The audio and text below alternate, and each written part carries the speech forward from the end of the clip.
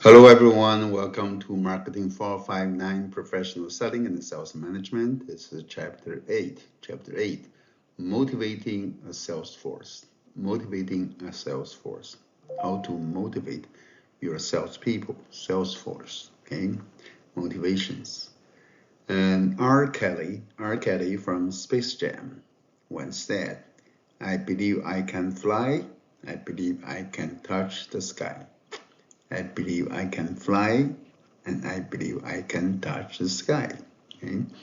This is how important motivation is in doing what we pursue, what we want to do. Okay? So now, first, what is motivation? Okay? We sometimes say this person is motivated, or sometimes we say, hey, this person is not so motivated. It's not motivated, right? Does not have motivation. So what is motivation anyway? Okay? Motivation is the choice of an individual to do certain things, okay? To initiate action on a certain task. It is a choice. You choose to do that. You choose to initiate an action on a certain task, like be a salesperson, do a better job in selling. Okay? Second, motivation is a choice of the individual to expend a certain amount of effort on that task. You have to have some intensity there. Intensity, right?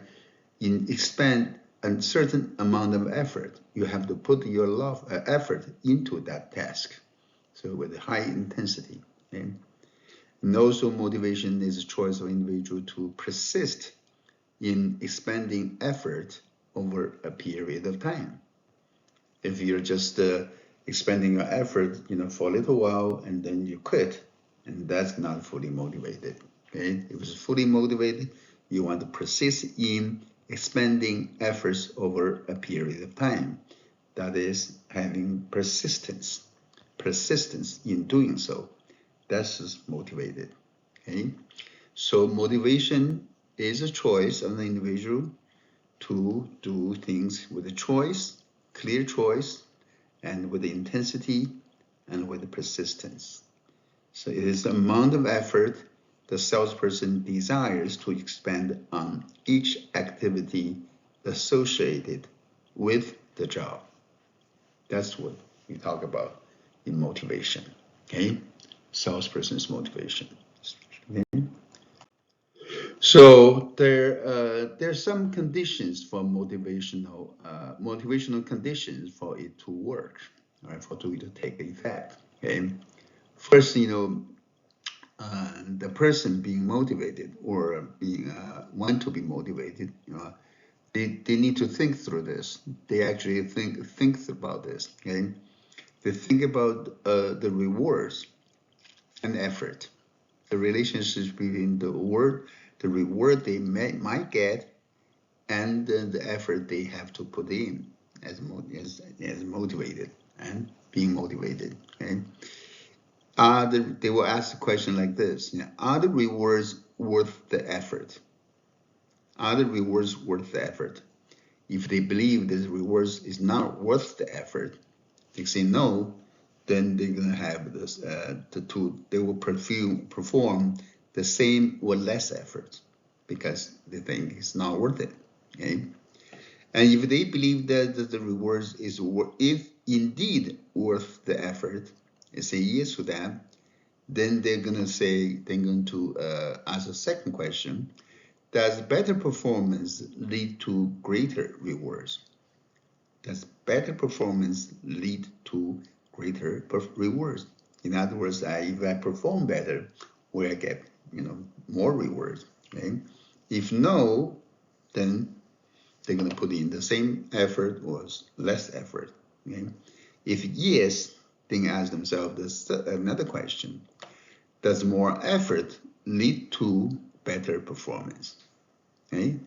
Does more effort lead to better performance? If no, same or less effort. If that question to that answer is yes, they're going to put in more effort, greater effort. That's motivational conditions for people to do certain things, certain tasks, certain jobs, certain efforts. Okay, so they can ask them question: is the reward worth the effort? Does better performance lead to greater rewards? Right? Does more effort lead to better performance? If so, only so, then they can put in more effort. That is, they become motivated. So these are the motivational conditions we're dealing with. Okay? So greater needs, greater wants, and greater desires, and greater outcomes. Right? You probably heard about Maslow's hierarchy of needs. Maslow's hierarchy of needs. And you may, some people may disagree with this hierarchy. They're arguing, Maslow arguing that you have to have lower level needs, like physiological safety needs, satisfied before you can pursue higher level needs. Right? The highest level is self-actualization needs. Right? But we may find through studies or observation, we found in some other cultures, maybe some Asian cultures, you do not have to have the lower level needs met before pursuing higher level needs. Okay, so that's not exactly always the case. But anyway, nevertheless, for the sake of this test or for the sake of this class and your test that's coming, let's just go with that, with this, right? So you have a good understanding. I want you have a good understanding of Maslow's hierarchy of needs. Okay? At the bottom, we have physiological needs. Physiological needs, like physiological needs, like that's fulfilled through like food, shelter, clothing, and health care, etc. Right? What's your managerial action in helping people satisfy, helping your sales force meeting the needs? Right?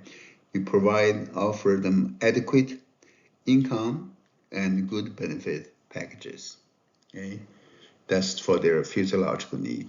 Then they have people have a safety need. Okay? The safety needs can be fulfilled through job security, safety, income, security, etc. Right?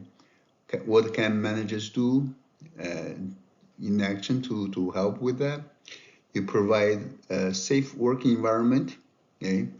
Set mutually agreed upon performance standards, okay? Communicate job performance expectations, and etc. Right? And the expectations, and that's for the safety need. Okay? But on top of safety needs, we also have people have social needs. Social needs. That is, we want to be recognized, socially recognized. We can have these kind of needs fulfilled through affiliations, friendships, and acceptance. Right? What can managers do in this case? Use team selling, how social functions, and distribute, employee newsletters, hold sales meetings, and etc. Okay, mentoring will help with that. Okay. On top of social needs, we have esteem needs, personal esteem need. That kind of need can be fulfilled through status, recognitions. Okay, what can managers do? Recognizing self-rep achievements, right? Personally and publicly, through like title change, commendations, letters, and promotions, etc. Okay? On the very top, above esteem needs, we'll have self-actualization needs. Self-actualization needs that's fulfilled through self-development, challenge them. As a manager actions you can do is provide offers, advanced training, assignment to special projects, and more responsibilities, and of course more authorities. helping them to satisfy their self-actualization needs. So, okay.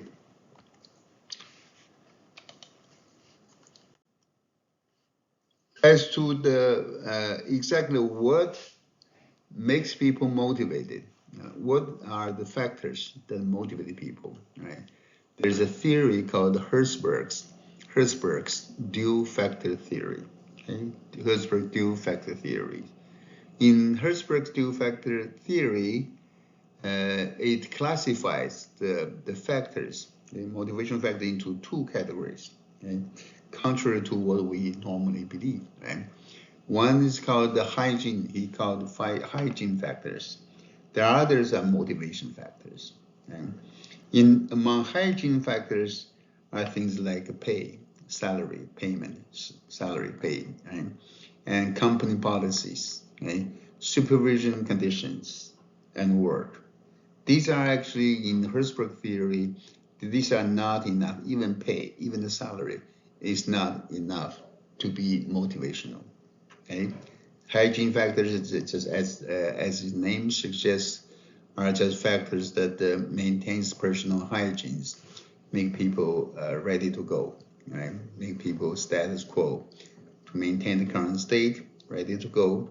Like personal hygiene is necessary, is needed, you have to do, but it's not enough to motivate. So that's why it's called hygiene factors, right?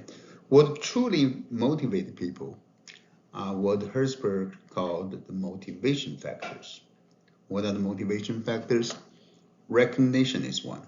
It can motivate people. If a person is recognized, they are motivated. Right? Giving them responsibility is another thing to motivate people. Give them challenge is motivational. Right? Give them the growth opportunities are motivational.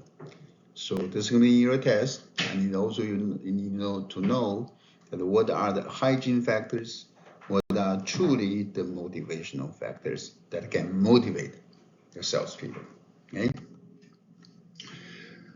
Also, the salespeople's perceived reasons for failure and their motivational impact are important to understand that their perceived reasons for failure and their motivational impact is important. Yeah. And the salesperson may perceive the reason for their failure, failure is their ability. Okay?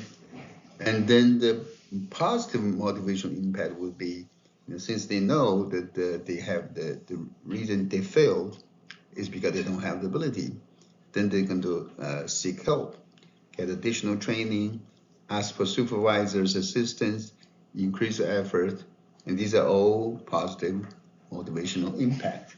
Okay? But on the other hand, there's a negative impact, motivational impact as well.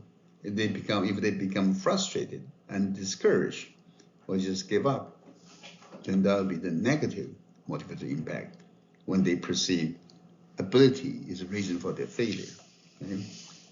If the salesperson perceive their reason for failure is the effort, on the positive side, they're going to work harder. They're going to make more sales calls.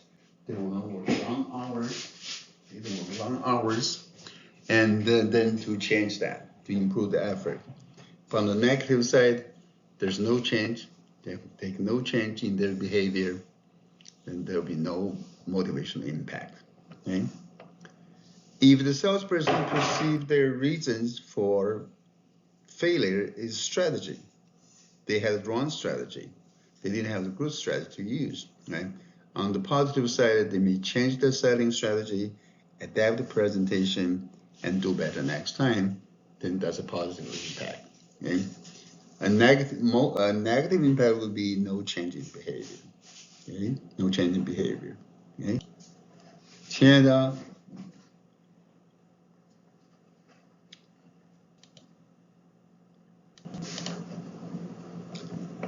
If the salesperson's perceived reason for failure is because of task difficulty of the task, they think this task is just too difficult for them. Okay, on the positive side, they're going to work harder. They're going to change their strategies or seek help. That will be the positive side of motivational impact. Or if they become frustrated and discouraged or give up, that'll be a negative impact of more negative motivational impact. Okay? If the salesperson if salesperson perceives the reason for the failure is luck, they feel, hey, I'm just out of luck. Okay? And then what are they gonna do? Even motivational, there's no positive motivational impact. They're gonna change their behavior. There's no change in their behavior. Why? Because they think it's a luck. Okay? And even on the negative side, they're gonna avoid the situation. Try to avoid the situation. So that's a negative motivational impact. Okay? When you one thing you have to realize as sales managers is that your salespeople, go through different stages in their career stages. Okay, and when they are first hired, they enter into this exploration stage. The first stage is exploration, new hire. Right? The primary concern is the finding a suitable occupation. Like you guys get out here to get a start job. You're not sure if you want to be in sales, okay? And they have undeveloped skills and knowledge, right? They may drop out or are terminated, okay? And they have low expectancy, instrumentality, and high valence for personal growth. So either eager to grow, okay? After a couple of years, that's the establishment stage. At the establishment stage, the primary concerns of employees or salesperson is improving their skills and performance. That's when they can develop the best, right? Devote the most. They want to improve their skills and their performance. And the lack of a promotion, if they're skipped, bypassed by promotion, may cause disengagement or quitting. Okay? If they don't get promotion, they're gonna quit, right? And new commitments make pay important. New commitments make pay important. Okay? And then they have high expectancy, instrumentality, and high valence for promotion and pay. They want to earn more. That's the establishment stage. And the third stage is the maintenance stage. Maybe after 15, 20 years, you enter into maintenance stage. You become stable at a job, you know what to do, you're very skillful. Your primary concern is maintaining position, status, and performance. Okay? You have the highest sales volume and percentage of quota and pay. Okay? You have highest sales volumes and percentage of quota and pay. Very skillful, very fruitful. Okay? Have high valence for recognition, respect, and pay. Right? There's low valence for promotion because if you're not promoted by them, you probably know that you're not going to be promoted. But you do want the recognition and respect and want to make money, right? A lot of money. Okay. And whenever you work for the company, for the industry for 20, 30, 40 years, you start to think about retirement. That's the disengagement stage. Okay? Their primary concern is preparing for retirement, and they were developing outside interest. Maybe some of the hobbies that they didn't have time to do, now they want to do it. Okay, they have low valence for higher order or lower order rewards. Right? Yeah, they have low valence for that. They don't care. Right? They have low expectation instrumentality. Right? They just don't expect that much. Okay, so these are the 4 career stages of your people. Okay. Also, to help with motivating your sales force, right? There's some things you can use, right? There's some you can use sales contest. Sales context is often used to help with the motivation, to motivate your salespeople. Okay, sales context, right?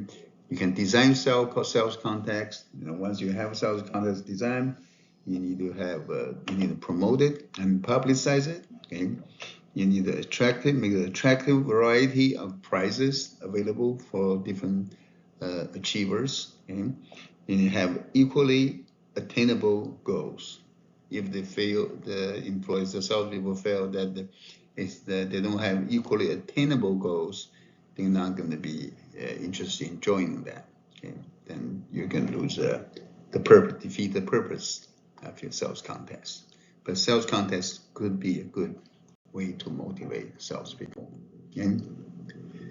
Final thing I want to talk about is you will see that some employees, especially during the final stage of their career, they enter the state of plateauing. Yeah, plateauing. They're not going any further. Right? They're not going any further and up. Right? They reach this plateau, not grow any further. Okay? There are causes, many causes of the plateauing of the salespeople's performance. Okay. One, no clear career path. There's no clear career path. Then they reach the plateau. Okay. No, not managed adequately is another cause of plateauing. Okay. They're not managed adequately. That's a problem with you, the sales manager. Right? They become bored. They get bored at work. They're just bored, right? Bored to death. Right? That's another cause for plateauing. Okay, they're burned out. They're burned out, plateauing also. Okay, their economic needs are met. They don't need money anymore, or no more money is needed. Okay? They have enough money, made enough money, right? They're reaching plateauing. Okay, discouraged with the company. If they're discouraged with the company, they can reach plateauing. Okay, overlooked for promotion. They're being overlooked for promotion. No motivation but anymore. Okay. Lack of ability by unsung. This could be a good reason for them to reach plateau. Okay. Avoiding risk of management job. They realize that there's a lot of risk in management job, so they avoid doing that risk, therefore reaching the plateau. Okay. Reluctance to be transferred. They don't want to go. They don't want to relocate.